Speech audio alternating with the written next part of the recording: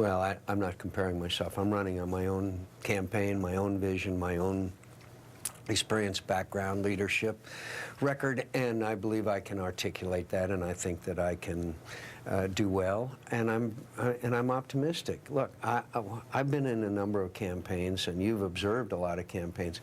There's ups and there's downs, and there's high points and low points, and I think we'll be fine. The key to it is realize where you make mistakes, correct those mistakes, and move forward. And we've made some, but I'm also very happy with a lot of the support and a lot of things we've got going for us.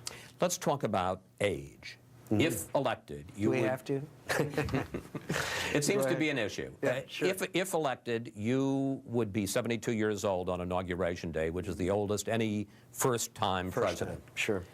I want you both to answer the question, and why don't we start with you, Senator McCain. How do you answer the comment I hear from a number of people? I like him, I respect him, I may have voted for him in 2000, he's just too old.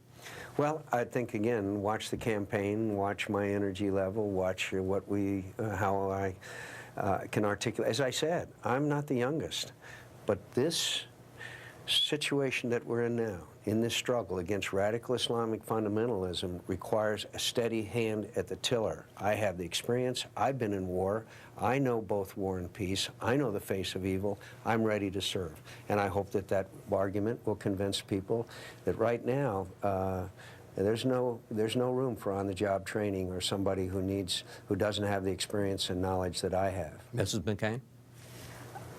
I would challenge anybody to keep up with him. I mean, he is 70 going on 40. I'm not kidding.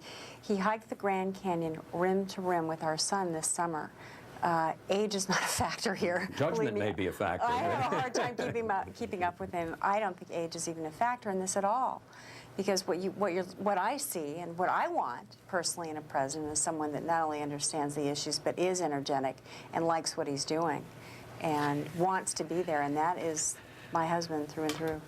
Is it, I think I ought to say, in interest of full disclosure and straight talk, the hiking rim to rim the Grand Canyon almost killed me. But they said it's a matter of judgment, not age. It was a lot of fun. It was great fun. Would your age factor at all into your choice of a running mate?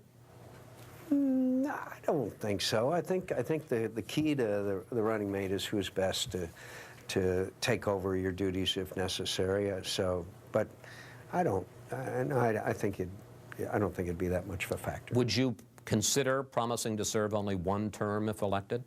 I don't think that that's such a good idea because of the lame duck aspects of it. I think the right thing to do is see how you're doing, see how the country's doing, see if you're still capable of serving when you make a decision like that, and that can only be, I think, after you've been in office for a while. The other concern I hear, and I will agree, this one is totally from Washington insiders, from inside the Beltway, is about your temperament. Some of your fellow senators talk about experiencing a McCain moment when you jump down their throats or you get testy with critics. One, how do you plead? And two, would that be a problem for a president? You know, that was tried, that routine was tried very hard in 2000. There were even editorials written that... Well, I'm not saying that you went crazy when you were... It's simply not true. I mean, it's simply not true. I mean, do I get angry at corruption when I see it? Sure. Do I get angry when I see this pork barrel spending? Of course. Do I get angry when I see people not acting up the standards that the American people expect us to do? Of course. Do I have, quote, temper tantrums? No, I don't. And yet, if I lose my capacity for anger, then I've lost my capacity to serve. We talked earlier about problems you have with some conservatives, and one of the problems that they said about you is that you were too cozy, too friendly with the big media. Now that you're supporting the war in Iraq, you seem to have taken care of that problem. Yeah, I don't think they have to worry about that. Right, but I wanted to ask both of you this question. What have you both learned about the mainstream media? 99.6% of the media that I've dealt with are professional journalists. And they are professional journalists first, and then their views about whatever issue or whatever the personal affection or lack of they might have for the candidate is second. And so I have no doubt about the professionalism of the journalistic corps, no matter where they are in the spectrum, and I think anything less, you'd have to prove a case. So do I like sometimes what I read about that's written about me? Of course not. Can I get angry about it? Of course not. You got to do the best you can. We're doing the best we can. We're happy with where we are. We're happy with what we're doing. It's exhilarating to run for President of the United States, and very rare opportunity. And I'm proud of every single day. Mrs. McCain, do you ever feel that if he's knocking his own party, he's a truth-talking maverick, and if he's supporting his own party, he's something else? All I know is of what I hear, and what I hope he continues and will always continue to do is tell the truth and be straight talking about it. I enjoy what he does, and I like hearing the truth and hearing straight talk. I don't always agree with him, but I do like to hear it. You want to tell us one thing you disagree on? No. But I think that's important for the American people, to see someone straight talk. Finally, one thing that I was surprised to learn about both of you is that you are, and maybe I'm wrong about this too, superstitious. I'm told that you have lucky suits. I'm told, Senator, you have a lucky rock.